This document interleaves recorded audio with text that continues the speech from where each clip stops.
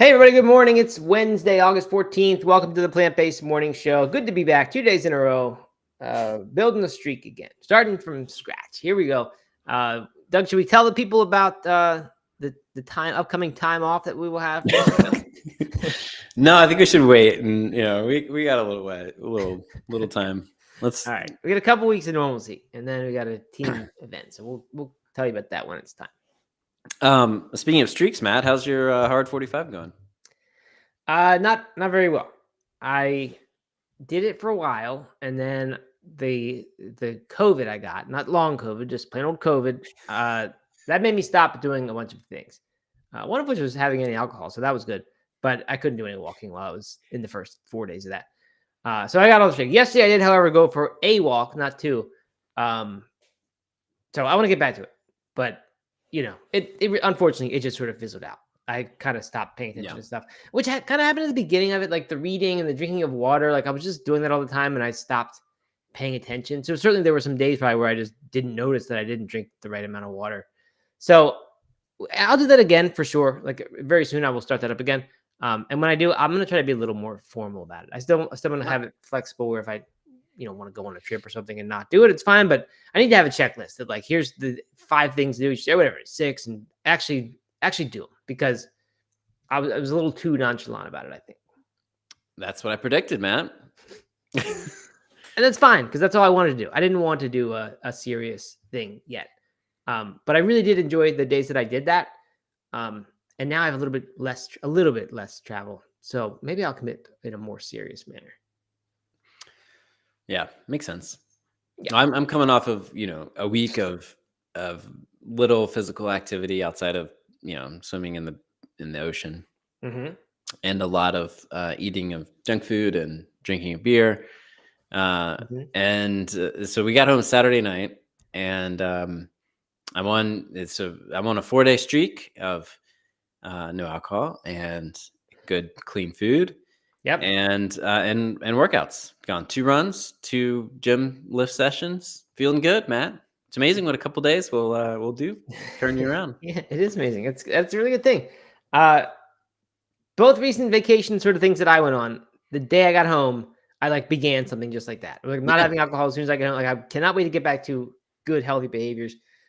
So that's good. It's good to have that feeling after vacation. You enjoy it. You don't feel guilty, but then you got to buckle down, get back to work.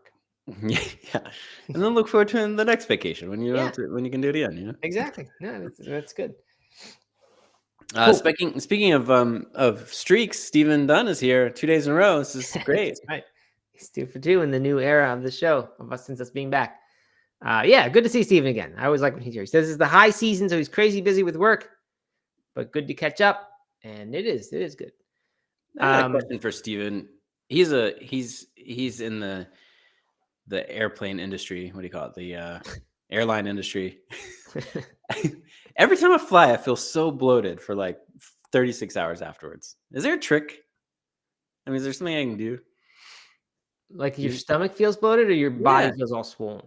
No, like my stomach feels bloated and like irregular.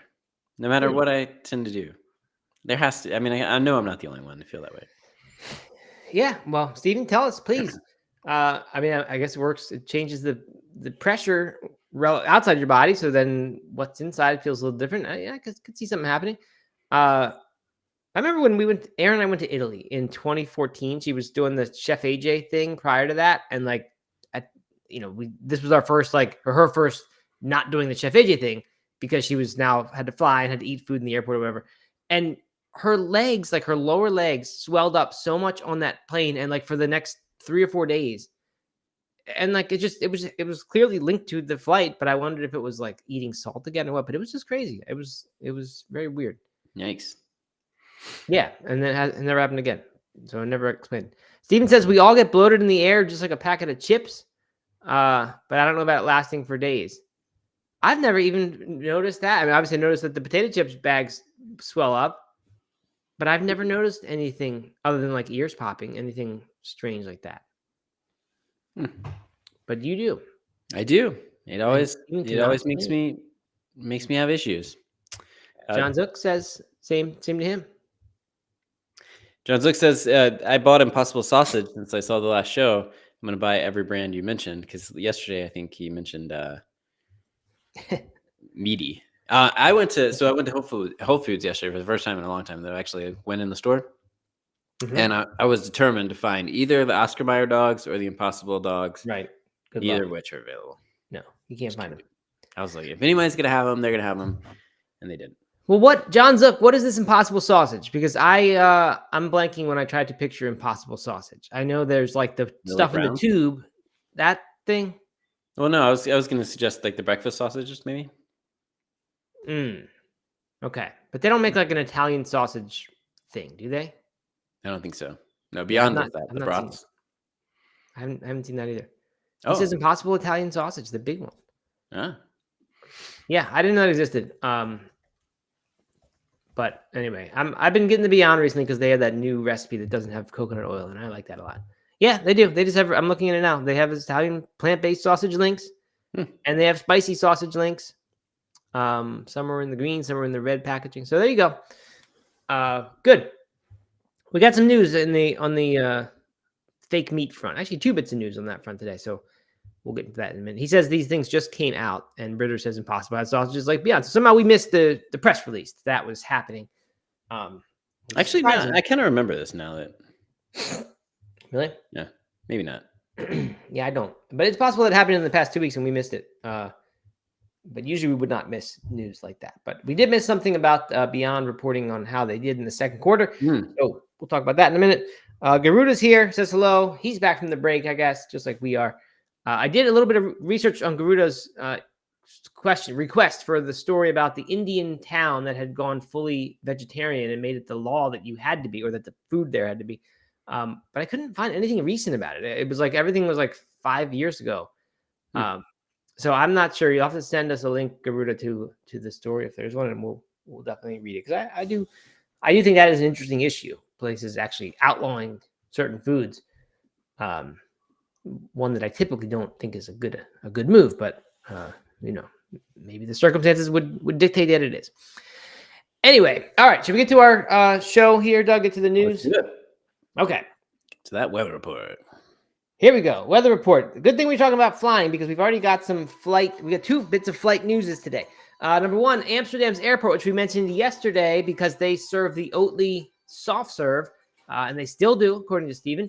They have announced that by 2030, 60% of the airport's food offerings, measured by ingredient volume, will be plant-based. So that sounds a lot like the Olympics did, controversially, where 60% of their food offerings were supposedly plant-based.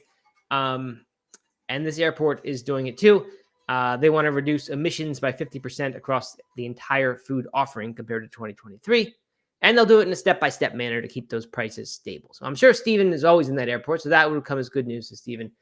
I like this. Like I just said, I don't like when people outlaw things like that, but the idea of getting to having many, many more options that we think are good for people and the planet, and not to mention animals, that's good, because then to me, you're not forced to do that. You can do other things if you want, but you make the default kind of a better thing. Let people choose to opt out of it if they want. I like that policy. Yeah, I think it's great. And maybe it would help with my issues, if I'm eating more fiber, eating more healthy foods, not getting that Impossible burger. That is a perfect segue to the next offer, or next article or story. The reason I stumbled there is because you mentioned the Impossible Burger as being like something you wouldn't want. This is sort of saying it's a positive.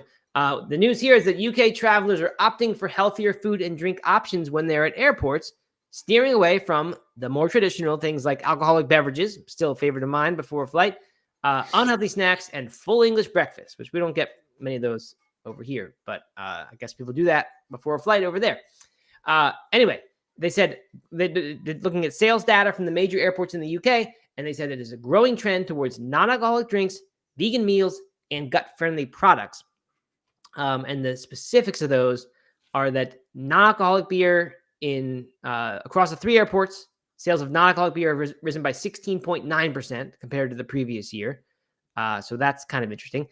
At the London Stansted Airport, So I don't know if this is a company. Comptoir Libanais has reported a staggering 525% increase in non-alcoholic beer sales year on Wow. year. Someone else says 45% increase in sales of alcohol-free beer, which I mean sounds like a huge thing.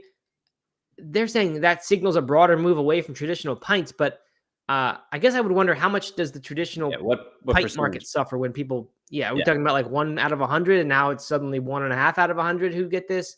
In which case, it sounds like very little difference, or is it 20% and now it's 30%? Uh, I don't know, but that's I guess it's good to see the trend. People are also choosing juice, which is interesting. That's not always so healthy, but I guess compared to alcohol, good choice. Uh, the vegan Royale burger from Burger King has increased 10.4% across the restaurant group. So they're saying here people are choosing this stuff for healthier reasons, I guess, to feel better while they're flying. In this case, they're saying that this is an upgrade, the vegan Royale burger, which is basically an Impossible Whopper, but they're choosing it instead of the beef option or the real option, I guess. And I guess that's being viewed as a health thing. Whereas Doug, you viewed that as perhaps the cause of your problems. Yeah.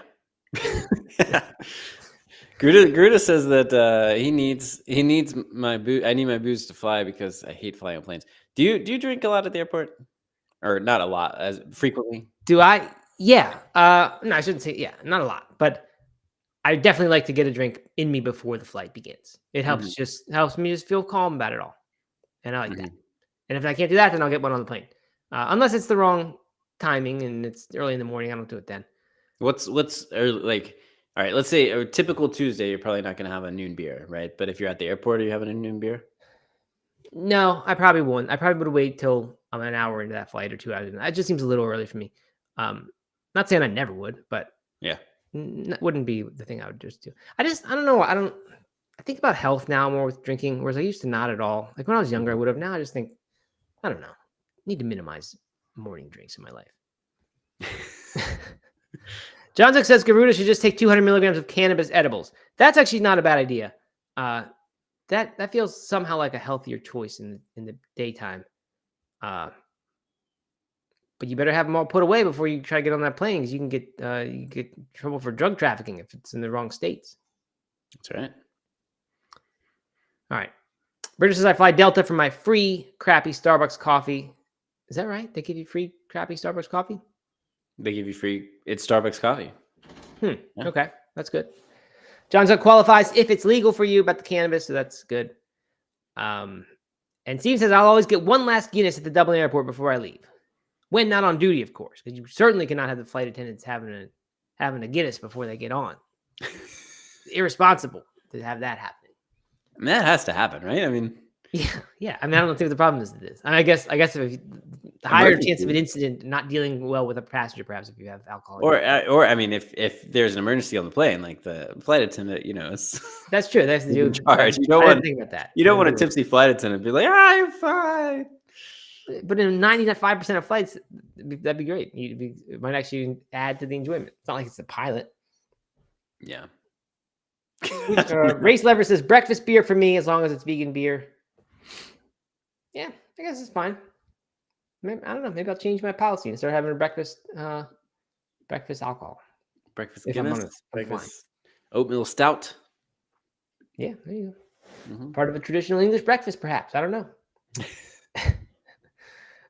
Notice no one here is saying like I'm going to switch to alcohol-free pints. Like 45% more people have done. Let me say this. I frequently buy alcohol at an airport. Mm-hmm. There's a 0% chance that I will spend $8 or $9 or whatever an airport pint costs on a non-alcoholic beer. 0%. I would not do it. I would just drink my water and be happy. And you know what? A lot of times when you choose to have one of those, it's because you don't want any feeling of buzz or anything, right? If you were to choose that, because there are moments, a lot of moments where like it's not necessarily a good thing to feel a slight beer buzz, right? You just maybe want to have the taste of beer, but not. Airport, it is only positive to feel a beer buzz because it helps you deal with the flight. So there's no reason in an airport you would choose the non-alcoholic version, unless you're just a non-drinker. But if you are a drinker, there's no reason for you to choose non-alcoholic at the airport. And if you're a non-drinker, like what are you doing buying non-alcoholic beer at noon? Like that's what you buy when you're, I don't know, when you're out at the bar with your friends or whatever, and you don't want to drink. Yeah, right. Good point. So there's no room then for those things at airports, is our conclusion. All right. On to the next. Not really big news here, but we've talked a few times about chicken, which is like, I guess it's an Indian type of food that they are making. It's they make a tikka kebab chicken kind of thing here. It's called Shicken, Shikken. They have gained listing at Costco in the United States, following success at Costco in the UK and Costco in Iceland, Sweden, and France earlier this year. So if you're a Costco member, you can get this. I'd be curious to try this. I do like those flavors a lot, but I couldn't figure out what's in chicken. So I don't know if I don't know. I'm guessing it's just going to be like everything else, but have a little more tikka masala flavor or something. All right, two more bits here, a little bit more serious each of these. In Chile, they've got a new bill that they're proposing to regulate the food tech industry and establish a statute for fair competition. The interesting thing about this law is the wording they're using. They're saying that these products that resemble meat, dairy, and eggs, but are entirely plant-based, should be considered simulated food. And that's the term they want to introduce and I guess put it on things, or at least use it to identify these things. And then they'll determine the form, size, colors, proportion, characteristics, and content of the mentioned labels and nutritional tags, ensuring that the information that is contained is visible and easily understood by the population. So they're cracking down in Chile. Isn't that where the NotCo operates, Doug? I think that's right.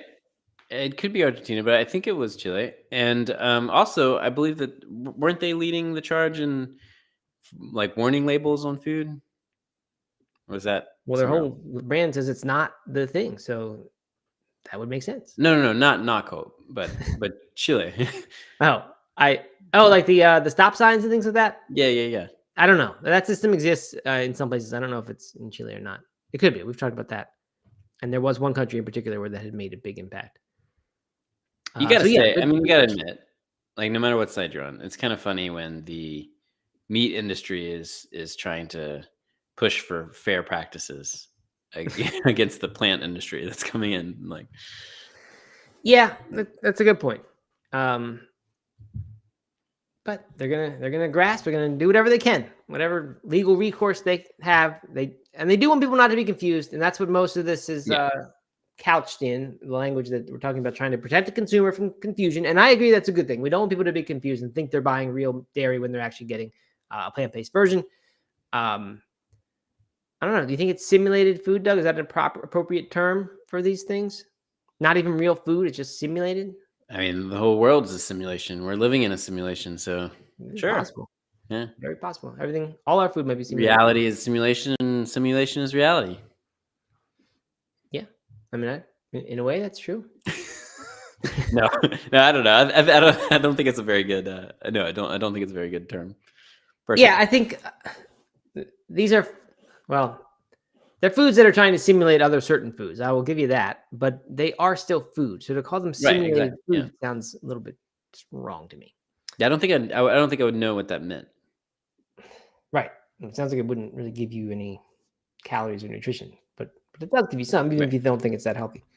All right. And last up here, I mentioned this one earlier, Beyond Meat. They published their financial results for the second quarter. And we know they've had really bad I think with 8 or 9 down quarters in a row where they have sold less than they did the quarter before. I don't know if that streak continued, but I do know they're kind of framing this as a positive. They're saying their net revenues reached $93 million, and that was above the quote guidance range of $85 to $90 million. So I don't know what the guidance range even means. I don't know if that's an internal thing they set, and that's what they're going for. And they exceeded that. However, even though they did this and they're calling it a positive, it's still an 8.8% decline compared to the same period last year. And a 14% decrease in the volume of products. It was offset by a 6.1% increase in the revenue per pound. So they're charging more for the stuff. But 14% decrease in volume from just a year ago, when already a year ago was like, we kind of thought that was the bottom, right? It was the crash of plant meats. That's a massive difference to me. And that is not a good sign at all, no matter what they're saying about beating the guidance range. When did they announce this? Do you know? This was like a week ago. A week ago. Yeah. For the quarter that ended end of June. Maybe on the 8th? Probably around then. Why? Nice little spike in the stock prices, which I've got up here. Okay. on the screen. That's probably the day they announced the stuff. But it's since gone gone way down. Yeah, I mean, right, like, it's just, look at that graph. That's bad. I don't have, but I'm looking at okay. That's what the stock price? Yeah, it's the 5-year stock price. Yeah, it's no good. That's probably what's happening in the whole industry. But yeah, I don't know. That number's alarming to me. The 14% decrease from a year ago, when like we said, last year was already terrible. You would have thought it couldn't get much worse than that. So I don't really know. Do you think it's just I mean, do you think it's competition? Or, like, do you think we're actually the world is consuming or the US is consuming 14% less plant-based meat than it was a year ago? Yeah, I don't know that. I'm sure it's not that far off from that. I'm sure it's less, but I'm guessing it's not 14%. That it could be partly Beyond Meat. John Zook, who's commenting a lot, like you said yesterday, appreciate it, John Zook. Like all these comments. Says, well, Race Lever says, I like Beyond, but then again, I'm not allergic to avocados. John Zook says, I don't even think Beyond Meat is. Oh, sorry, that's not it. Says Beyond Meat sucks. I got so sick last time I had their burger, allergic to the avocados, and they use their oil. LOL. Which is funny because the avocado oil is the reason I actually like Beyond better than I did, because it's not coconut anymore. So healthier for me, in my opinion. Garuda says, I tried Beyond beef tips and never again. Yeah, I kind of agree they're not that good. Not surprising take from Garuda, who never really likes the plant meats. Doug, you kind of like the Beyond beef tips, right? Didn't you make? I did. Yeah, I've gotten them a couple times. Make good tacos. Mm-hmm. Yeah. So anyway, I don't know. It kind of sounds like Impossible is like the cooler one right now. Maybe just recency. Yesterday we just said that they have this pop-up shop happening. Yeah. They got the new labeling. They got the hot dogs. It just seems like it's, I don't know, hipper, better company right now. Beyond did make this new Beyond Sun sausages that we talked about before our break. That they're saying it's an entirely new protein option rather than replicating or simulating beef, pork, or poultry.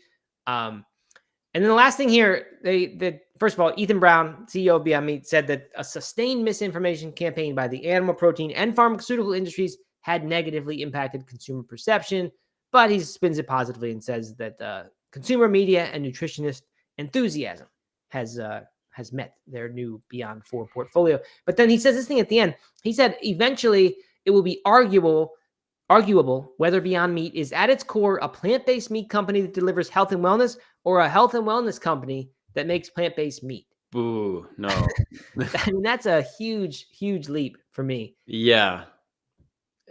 I mean, I don't know. And like the health of these products is at the heart of the controversy around them. Right. So to just say it's just self-evident that health and wellness is here, and we might even be a health and wellness company that happens to deliver it via these meats. I don't know. That's almost delusional to me. Yeah. I mean, that's kind of alarming that the CEO would say that, honestly. Yeah. Would even question that. It just seems like tone deaf. It just, I mean, that's been their whole platform for the past years, trying to convince everyone that this stuff is healthy. And I feel like you can only blame the misinformation from the meat industry for so long, right? I mean, at some point. Yeah, right. Yeah. I don't know. That's not good. Not good. Beyond. Yeah, and contrast with Impossible just yesterday saying these are burgers and sausages, and we're not trying to be so serious about it. Let's have fun with this stuff. It's, they're putting health in the background, it seems. And I don't know. I'm not sure what of those things is going to overcome the huge objection that people have that says this stuff is unhealthy. But I don't know. Yeah, don't know where they go from here. But interesting that the companies are diverging in that way from each other. All right. Moving on to our article today. We won't be too long with this one. We're nearing the end here of our showtime. But I like this topic because it's kind of the answer to that whole controversy, right? Is that like, just don't base your diet on those foods. Have them when you want, just like you might have any food that is unhealthy if you view it that way. And your health is not going to really be that affected by every now and then eating something that's not healthy, if that's your stance on plant-based meats. The article here, the title from New York Times, is How to Make a Nation of Meat Eaters Crave the Humble Bean. And this is this essay is a part of What to Eat on a Burning Planet, a series exploring bold ideas to secure our food supply. So I guess the motivation here, you have to sort of accept is that there is an environmental reason to eat less meat, more vegetables, and if you take that as given as truth, then the question is, how do you actually get people to do it? And this woman, B. Wilson, her whole point here is, first of all, that beans are something we should eat way more of, and she gives a stat that I can't believe of how little beans Americans eat. But her whole point is, you need to get people to actually want to eat the beans. Like just saying, well, okay, just deciding with whatever science you want to do that beans are the answer to climate woes, potentially health woes, certainly animal cruelty woes, have more beans and less meat. But like, even if people believe that, they're not going to do it if it doesn't sound good. Like, people all the time want to get healthier, want to do something different, but can't because they're just so used to doing something else and they like how something else tastes. So start with that stat, because I'm sure it was at least vetted to some level. What's the stat? Is that what you said? Yes, to start with that stat, because it was shocking to me as well. Yeah, she's saying it's, well, someone else, Claude Levi Strauss, says that food can not only be good to eat, it must also be good to think, meaning that if people want to start craving beans, they kind of need to imagine them as desirable. She says. And it says this won't happen overnight because in 2019, the average American consumed 55 pounds of chicken in a year, compared with 1 pound of dried black beans, or 2.5 pounds once they are cooked. So I don't know if that stat means dried black beans specifically, and every other beans they also eat a lot more of, or did we eat the equivalent of 1 pound of dried black beans each in a whole year? Yes, because that's nothing. 2.5 pounds once they're cooked. For reference, I make a pound of black beans or a pound of beans all the time. It makes about 6 cooked cups of beans. So the average American, that must just be black beans. Like comparing chicken to black beans, not chicken to all beans. I hope so, but I'm honestly not sure. Yeah, because I don't really know if people eat beans. Like, you're supposed to, obviously. Mm-hmm. It's really good. Booze owners do. I think it's a cup a day is what Dan Buettner says you should aim for. So this is 6 cups in a year of what people are talking about, what they're talking about eating in a year. Which I guess, yeah, my first reaction is that's got to be just black beans, and they've got to be doing that of like a bunch of different kind of beans, and then they're probably eating, I don't know, 30 cups in a year of beans. But 30 cups would be what, a cup every 10 days? You think people are doing that? Like, do people just eat beans? And they might eat baked beans sometimes. Yeah, I mean, you think baked beans, you think hummus. People don't eat hummus. No people don't eat hummus. For really? sure. No, that's not true. No, they don't. Yeah, health people do. Health food people, vegan people, of course. But like, if I think growing up. Well, no, I'm not talking about 20 years ago. I'm talking about now. Because it's like people eat trendier now and more popular. Yeah, I mean, there's a whole like massive section in the grocery store of hummus. Yeah, that's true. It wasn't probably always that. I don't know. I don't know if people minestrone soup, baked beans. Who said minestrone soup? Is that your suggestion? No, I'm just thinking about ways people eat soup. Yeah, there are some people. I mean, who do eat that. But who makes their own food like that? Nobody cooks anymore. People go buy things. They get frozen pizzas. They go to fast food restaurants. And there's no beans being served in here. Man, you're right. You're probably right. That's crazy depressing, though. Well, burritos. People usually come on a burrito, right? Refried beans at Mexican restaurants. Yeah, I mean, a lot of people are Mexican or eat that way in the United States, and they probably eat more beans than a non-Mexican American does. So yeah, that's good. Yeah, so maybe it is more, that's just black beans. Hopefully, Carmen says I know many people who eat no beans, and that's probably true. How many cups of beans do you think you eat a week? Not 1 cup a day, but not too far from that. 5 cups in a week, maybe. Yeah, I'm probably around there, maybe more. I don't know how many cups. There's times when it's much more, but there's other times when it's less. If I just am in a slump, just like when the greens go away, the beans also tend to go away when I'm like traveling and just getting the food out and whenever it just happens. Yeah. Anyway, regardless, people don't eat enough beans. That is known. All right. Well, so how does she want you to How does she want you to eat more beans? Well, I don't. Did she even really propose anything? She cited a few things, like South Korea, I guess, has had a successful campaign of teaching people to make traditional Korean foods, such as kimchi, steamed rice, soup, and braised vegetables. And they're saying the data suggests that South Koreans ate a similar quantity of vegetables in 2009, when I guess they collected data, as they did in the late 1960s. So that's pretty good. Nice 40-year difference without a decline in, vegetables and things. That's good. Um, I don't know. I mean, she just mentioned some nice things, but like, I think you have to teach people people need to cook their own food first before you even think about them eating beans, because no one's serving beans at restaurants or in fast food. It just doesn't really happen. I know there are some exceptions. Chipotle, maybe. Taco Bell, yes, but not. It's easy to avoid them too if you don't go out of your way. So she mentions Brazilian feijoada. You know that one, Doug, from your travels? Mm-hmm. Hoppin' John of South Carolina, my local state food. I made a Hoppin' John recipe around New Year's time. Made some Hoppin' John. I think it might have been even a New Year's tradition. Put black-eyed peas in it. Pasta fazool of the Italian Americans. That's pasta fagioli, but they, those New Yorkers, they say pasta fazool. She mentions a Spanish chickpea stew. I'm a big fan of Spanish chickpea stews myself. Chickpeas. She mentions Italian chana masala, also chickpeas. Talks about hummus. These are good things, but like, honestly, this sounds a little snobby to me. This person saying this stuff, right? Like this is not the way you get people to start eating a lot of beans. People aren't going to start making Brazilian, whatever that was. Right. That's how do you get it? How do you think you do it? I don't know. Make beans into the shape of sausages and things. People eat that. That's already been done, and people are eating 14% less of it year over year. I don't know. I mean, teach people to cook, teach them to be foodies. That would definitely help. Make that whole. I don't know. I mean, is that a real thing? Could people could the government encourage more home cooking by whatever governments do, Doug? I don't know. Put on little classes, subsidies, tax incentives for people who want to do cooking.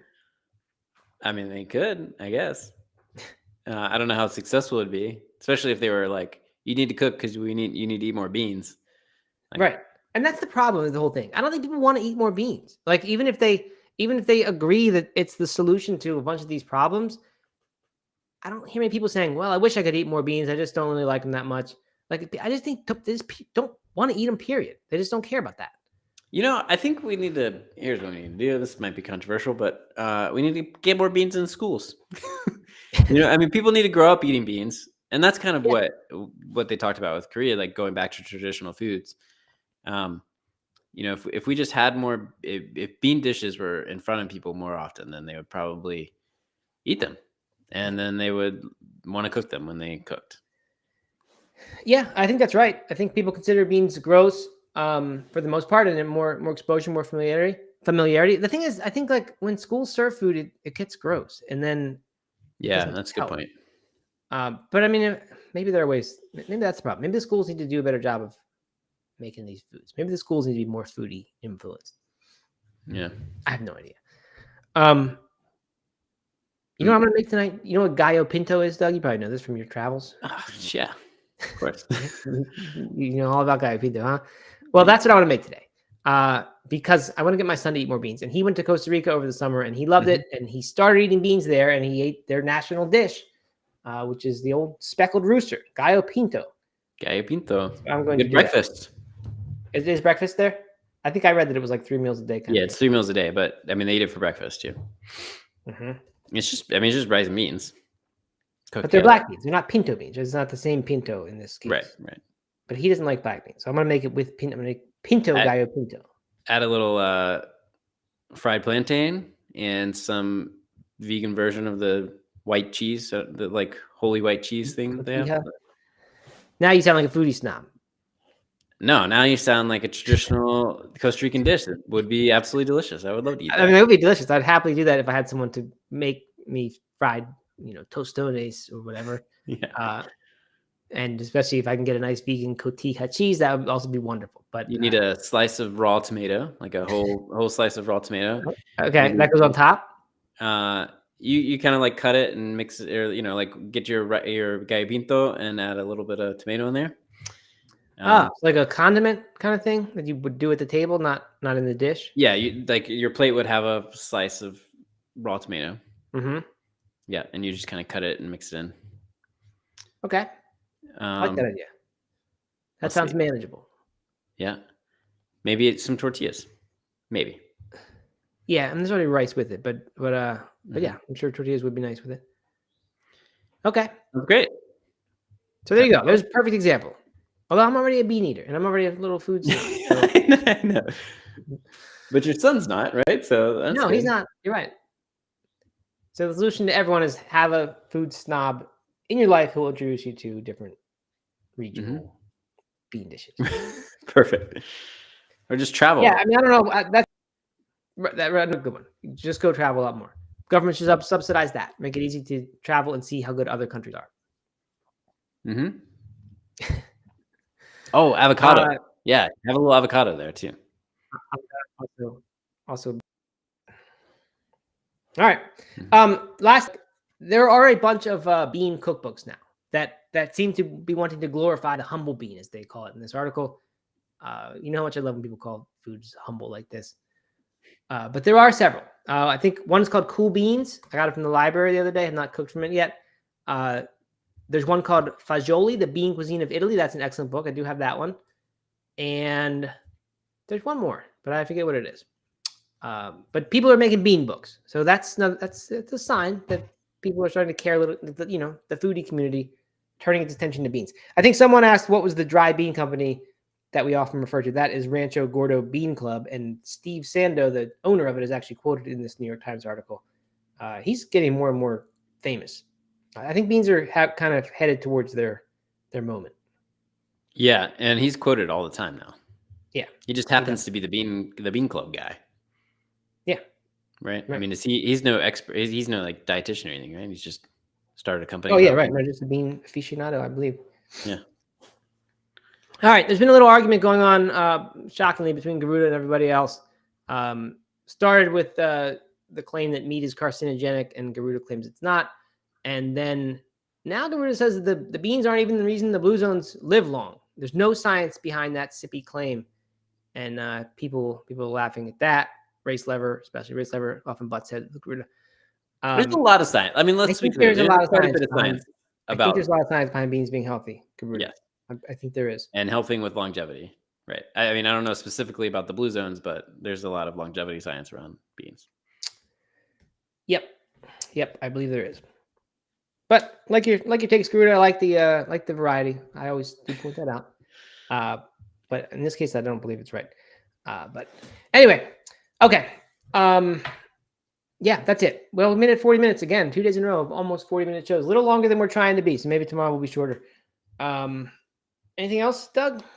British says that she had some of the best meals ever in Costa Rica, and was almost always rice. Delicious. Yeah, they are delicious foods. You don't need to have crazy fancy simulated food for it to be good. I think I shared this story before. My host family in Costa Rica had to buy placemats because I was so bad at eating rice and beans. Make too big of a mess. You might have said that. I'm not sure. That's funny. The American comes down a day and you make a big mess 3 times a day. They're like, screw this. We're gonna start using placemats. That's funny. Ugly Americans come down and then we gotta start using placemats. Yeah. All right. Well, thanks for showing up, everybody. Thanks for the discussion. As always, this is fun. This always is fun. We'll be back tomorrow. There might be 1 or 2 articles left. Well, yeah, we got a kind of an interesting one tomorrow about cultivated foods. Garuda, you'll enjoy that one. People making all kinds of cultivated everything, not just meat, but coffee and chocolate and saffron and even like cotton and things, which is a crazy world we're going to be headed for, where we just sort of synthesize everything instead of actually get it from the ground. So that'll be interesting. So we'll probably get into that tomorrow. What do you like? What do you think about this take from Garuda? There is literally nothing scientifically linking beans to longevity. That's a definitive statement right there. Yes, but so Garuda often makes statements that aren't backed up, and then you need to go find whether or not they are. And I don't know if they always are because I don't always look. But when Garuda makes a definitive statement like that, it says there is literally, like, Garuda does read some science and knows familiar with what is out there.